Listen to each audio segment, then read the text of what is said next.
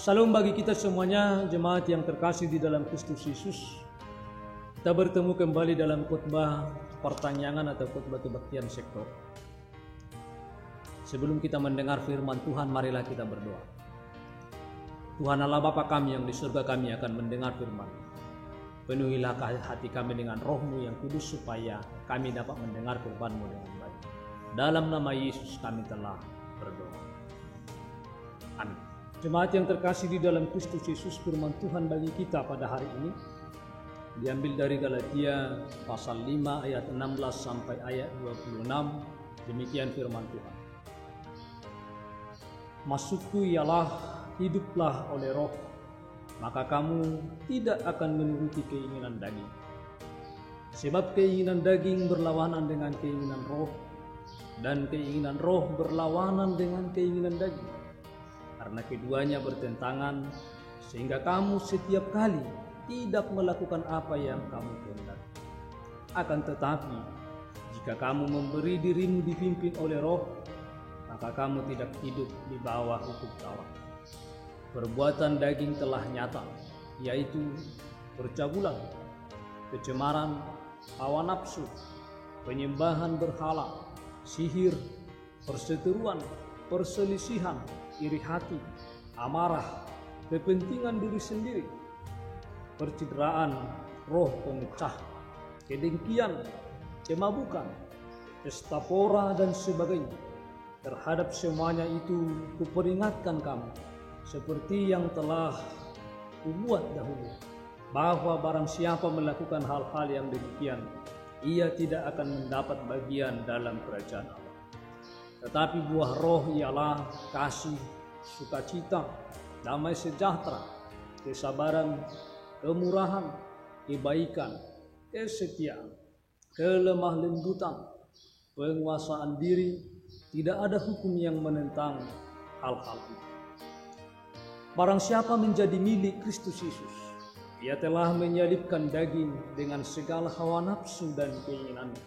Jikalau kita hidup oleh roh, baiklah hidup kita juga dipimpin oleh roh. Dan janganlah kita gila hormat, janganlah kita saling menantang dan saling mendengki. Demikian jauh pembacaan firman Tuhan. Jemaat yang terkasih di dalam Kristus Yesus, tema khotbah kita hidup dipimpin oleh Roh Kudus. Tentu bahwa kita sudah mengetahui bagaimana hidup yang dipimpin oleh Roh Kudus. Yang pertama, bahwa ketika kita hidup dipimpin oleh Roh Kudus, maka Roh Kudus akan menyatakan seluruh kebenaran Allah kepada kita. Dan ketika kita hidup di dalam dan mengenal Kristus, maka kita akan selalu menghadirkan Roh Kudus untuk menguduskan, untuk memperbaharui setiap kehidupan kita hari demi hari. Dan yang ketiga, bahwa hidup yang dipimpin oleh Roh Kudus berarti Roh Kudus mengajak serta memimpin kita dalam kesucian. Maka Roh Kudus itu adalah sangat luar biasa untuk mengarahkan, membimbing setiap kehidupan kita. Jemaat yang terkasih dalam Kristus Yesus, sebelum kita mendalaminya, kita akan melihat bahwa yang menulis kitab Galatia ini adalah Rasul Paulus. Rasul Paulus adalah salah satu Rasul Kristus yang dipimpin oleh Roh Kudus setelah dia mengalami pertobatan. Sebelum Rasul Paulus mengalami pertobatan, bahwa dia memiliki jiwa yang semangat, jiwa yang luar biasa untuk menganiaya jemaat Kristus yang ada di Yerusalem pada saat itu. Bahkan dia berani memasuki rumah ke rumah untuk menyeret orang-orang yang percaya kepada Yesus supaya mereka dianiaya dan supaya mereka dimasukkan ke dalam penjara. Semuanya itu dia lakukan karena dia benci terhadap pengikut-pengikut Kristus. Namun hal yang sangat luar biasa yang kita lihat setelah Rasul Paulus mengenal Kristus, setelah Rasul Paulus dipenuhi oleh Roh Kudus, maka dia adalah orang yang sangat luar biasa, memiliki semangat yang sangat luar biasa untuk memberitakan Injil Kristus. Banyak jiwa-jiwa yang dimenangkan oleh Paulus setelah dia mengalami kuasa Roh Kudus. Ini yang sangat luar biasa yang kita lihat dalam kehidupan Rasul Paulus. Bagi Rasul Paulus, bahwa Roh Kudus adalah faktor yang sangat penting bagi seluruh kehidupan kekristenan. Bagi seluruh kehidupan orang-orang Kristen yang percaya kepada Kristus. Menurut Rasul Paulus, bahwa Roh Kudus itu adalah sangat penting. Sehingga Paulus menggambarkan Roh Kudus adalah awal permulaan kehidupan Kristiani pada saat pertobatan. Roh Kudus adalah kepala yang memimpin jemaat ke dalam segenap kehendak Allah, sehingga mereka yang sungguh-sungguh percaya dipersatukan dengan kepala, yaitu Yesus Kristus. Dan jemaat yang sejati itu dikepalai oleh Roh Kudus serta dipimpin oleh Roh. Peran utama Roh Kudus dalam proses keselamatan kita adalah menyatukan kita dengan Kristus. Menyatukan kita dengan Kristus supaya kita mengalami pembaharuan, mengalami pertobatan, supaya kita mampu untuk semakin dekat kepada Tuhan. Maka dengan kedekatan kita kepada Tuhan, dengan kesatuan kita dengan Roh itu, maka kita akan dituntun oleh Roh itu. Paulus mengungkapkan pemikiran ini dengan cara yang paling jelas dalam 1 Korintus 12 ayat 13 dikatakan, sebab dengan satu Roh kita semua telah dibaptis menjadi satu tubuh, dan kita semua diberi minum dari satu Roh. Dan jelas dari konteks sebelumnya bahwa tubuh yang satu ini adalah Kristus. Dengan kata lain, Paulus merujuk seluruh kehidupan baru, baik dalam hal sumbernya maupun realisasinya, serta pengkomunikasiannya kepada Roh Kudus, yaitu merupakan pekerjaan, kuasa, dan karunia-Nya. Roh Kudus memberikan arti hidup kepada kehidupan manusia. Roh Kudus menunjukkan kepada kita melalui firman Yesus bahwa kita harus memusatkan kehidupan kita pada tujuan-tujuan rohani, karena kepribadian manusia terutama berpusat atau bersifat rohani. Tujuan hidup dalam kerohanian itu agar mengurangi banyak hal yang menimbulkan tekanan. Juga tujuan rohani itu membimbing semua tanggapan dan tindakan yang membingungkan, sehingga dari fakta-fakta yang membingungkan menjadi mudah dimengerti melalui kehidupan rohani. Jemaat yang terkasih di dalam Kristus Yesus, mengapa kita harus hidup di dalam Roh Allah? Dan mengapa kita harus hidup dalam tuntunan Roh Allah dalam kehidupan kita? Karena di dalam pasal ini, di dalam khotbah kita ini, bahwa keinginan daging berlawanan dengan keinginan roh. Keinginan daging adalah mencari hal-hal yang duniawi saja. Keinginan daging adalah tabiat kemanusiaan kita yang tidak lepas atau sangat sulit sekali lepas dari kehidupan kita, yaitu kepentingan diri sendiri, mencari hawa nafsu dan lain sebagainya. Itu adalah keinginan daging dan sangat bertentangan dengan keinginan roh. Keinginan Roh Allah yang ada di dalam kehidupan kita dan yang telah diberikan bagi kita adalah bahwa kita harus mencari hal-hal yang rohani, hal-hal yang surgawi yang bertentangan dengan keinginan daging. Daging ini bisa melawan kita, walaupun bahwa daging ini adalah bagian dari kita, tetapi daging ini bisa melawan kita. Daging ini bisa memusuhi kita, dan sekaligus bahwa daging ini adalah memusuhi roh. Karena daging ini adalah panah. Karena kita melihat tadi bahwa perbuatan daging telah nyata. Yang dikatakan dalam nas ini, percabulan, kecemaran, hawa nafsu, penyembahan berhala, sihir, perseteruan, perselisihan, iri hati, amarah, kepentingan diri sendiri. Sampai ayat 21. Inilah semuanya keinginan daging. Oleh karena itu bahwa keinginan daging sangat bertentangan dengan firman Tuhan. Sangat bertentangan dengan Roh Allah. Oleh karena itulah, karena daging ini adalah sangat lemah, daging ini adalah lebih gampang jatuh ke dalam dosa kepada keinginan ini semuanya. Maka kita harus dituntun oleh Roh Allah supaya kita mampu mengalahkan setiap keinginan daging. Keinginan daging juga adalah penyebab utama di dalam kehidupan kita yang membawa perselisihan pribadi yang satu dengan pribadi yang lain. Di dalam ayat 20 kita melihat tadi bahwa keinginan daging salah satunya adalah perselisihan, iri hati, dan lain sebagainya. Bahwa iri hati, perselisihan, ini adalah merupakan keinginan daging.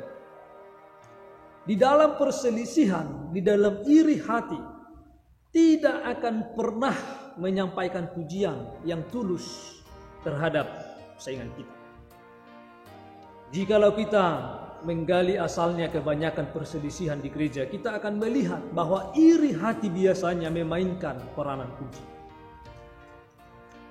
Ini adalah yang sering terjadi. Ketika terjadi iri hati, ketika terjadi perselisihan, maka penyebab utamanya adalah keinginan daging, yaitu iri hati.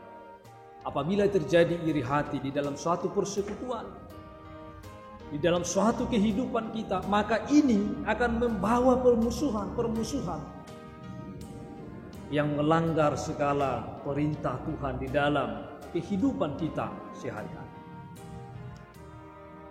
Oleh karena itu bahwa keinginan daging ini sangat bertentangan dengan keinginan roh.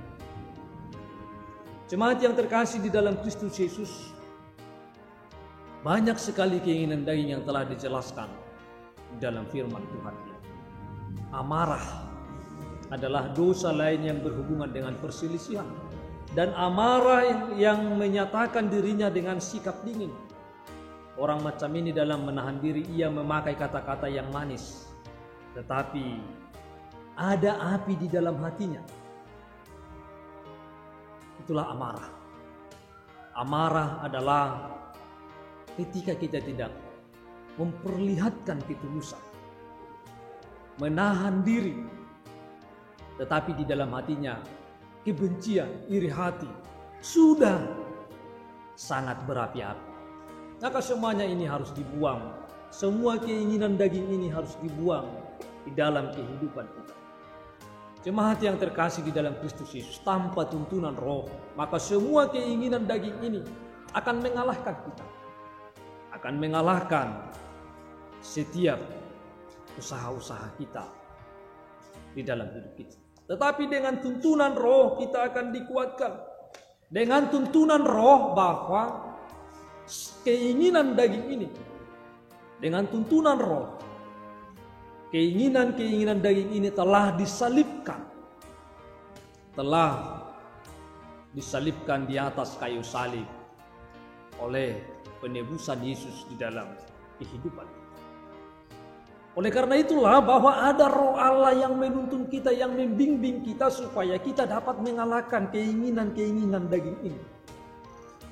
Kita mampu menjauhkan diri dari segala keinginan daging ini, sehingga kita mengarahkan hati kita, mengarahkan pikiran kita, dan mendekatkan diri kita kepada Roh Allah, menyembah Allah di dalam roh dan kebenaran dalam kehidupan kita. Tanpa tuntunan Roh Allah, mustahil kita mampu dan tidak akan mampu mengalahkan keinginan daging di dalam kehidupan kita sehari-hari.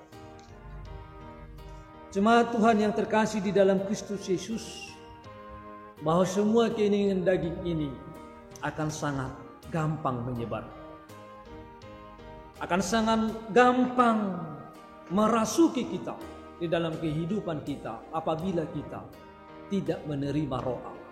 Itulah yang dialami oleh Rasul Paulus sebelumnya. Ketika dia tidak mengalami tuntunan Roh Kudus, maka semuanya dia lakukan. Semuanya keinginan daging dia lakukan demi memuaskan keinginan, demi kenikmatan sementara di dalam kehidupannya sehari-hari. Tetapi lewat firman ini bahwa kita diingatkan kembali bahwa perbuatan dosa, yaitu keinginan daging yang tersimpan di dalam kehidupan kita, bahwa itu telah disalibkan oleh Yesus di atas Kalvari, di atas kayu salib. Bahwa tidak ada lagi alasan bagi kita untuk tidak mampu mengalahkan keinginan daging. Tetapi Tuhan telah memberikan kuasa bagi kita untuk mengalahkan keinginan daging itu. Dan setiap orang yang telah dipimpin oleh Roh akan mengarahkan hidupnya, mengarahkan batinnya, supaya dapat melakukan kehendak Allah di dalam kehidupannya sehari-hari. Kita juga melihat dalam nats ini, setelah manusia melewati keinginan daging, maka ada buah-buah roh. Kami akan bacakan untuk kita semuanya. Tetapi buah roh ialah kasih, sukacita, damai sejahtera, kesabaran, kemurahan, kebaikan, kesetiaan, kelemah lembutan, penguasaan diri. Tidak ada hukum yang menentang hal-hal itu. Jemaat Tuhan yang terkasih di dalam Kristus Yesus, bahwa keinginan roh tadi telah kita dengarkan pada saat ini. Buah-buah roh itu adalah hasil dari hubungan manusia dan Allah secara personal, secara intim. Buah-buah roh ini kita akan menemukan apabila kita memiliki hubungan yang sangat intim dengan Tuhan, sehingga kita akan mampu menghasilkan buah-buah roh. Buah roh itu dilepaskan masuk langsung ke dalam roh kita, bukan ke dalam jiwa, tetapi ke dalam roh kita. Buah roh ini adalah di mana kita dapat merasakan berbagai macam perasaan yang baik. Berbagai hal perasaan yang baik, diantaranya adalah kasih, sukacita, damai sejahtera, kesabaran, kemurahan, kebaikan, kesetiaan, kelemah lembutan, penguasaan diri. Dan kita akan melihat berikut apa yang dimaksud dengan 9 roh. Kasih, yang pertama adalah kasih. Buah roh yang paling utama ketika orang percaya adalah kasih dan damai sejahtera. Dalam nats ini kita melihat bahwa kasih itu adalah kasih agape, kasih Allah kepada umatnya, kasih yang selalu memberikan pengampunan. Kasih agape adalah bentuk kasih tertinggi yang ada di tengah-tengah dunia ini, seperti kasih Allah kepada umatnya. Demikianlah kita hidup mengasihi, mengasihi tanpa syarat, mengasihi bukan karena orang lain berbuat baik kepada kita, tetapi kita mengasihi adalah karena itu kewajiban kita, karena Tuhan telah terlebih dahulu mengasihi kita dalam kehidupan kita. Lalu yang kedua adalah damai sejahtera. Damai sejahtera adalah pendamaian atau damai sejahtera yang mencakup arti sebagai kesejahteraan, dan termasuk di dalamnya adalah ketenangan, keamanan, kemerdekaan dari pemeliharaan dan kepercayaan. Ini adalah sama seperti yang dikatakan oleh Yesus kepada para muridnya, dan ini berbeda dari damai sejahtera yang ditawarkan dunia, yang hanya merupakan ketiadaan masalah. Kalau di tengah-tengah dunia ini, damai sejahtera yang dimaksudkan oleh dunia ini adalah damai sejahtera yang hanya tidak memiliki masalah. Tetapi damai sejahtera yang ditawarkan, damai sejahtera dari buah roh ini adalah damai sejahtera dari hubungan kita yang bertumbuh kepada Tuhan. Kita tenang, kita damai bersama dengan Tuhan di dalam hubungan kita kepada Tuhan dalam kehidupan. Maka damai sejahtera merupakan pekerjaan Roh Kudus untuk hidup damai. Dalam Roma 8 ayat 6 dikatakan, dijelaskan bahwa damai sejahtera berhubungan dengan buah roh, karena keinginan roh membawa kepada hidup dan damai sejahtera. Maka damai sejahtera, walaupun bahwa kita mengalami berbagai tantangan dan masalah, maka damai sejahtera Allah akan selalu menyertai kita. Ada ketenangan batin yang kita rasakan, yang Tuhan berikan di dalam kehidupan kita. Dan yang selanjutnya adalah kesabaran. Kesabaran yang dimaksudkan dengan kesabaran oleh Rasul Paulus adalah bukan sabar ketika orang mencoba untuk menjatuhkan kita. Tetapi yang dimaksudkan oleh Paulus dengan kesabaran adalah sabar terhadap penderitaan ketika kita mengalaminya.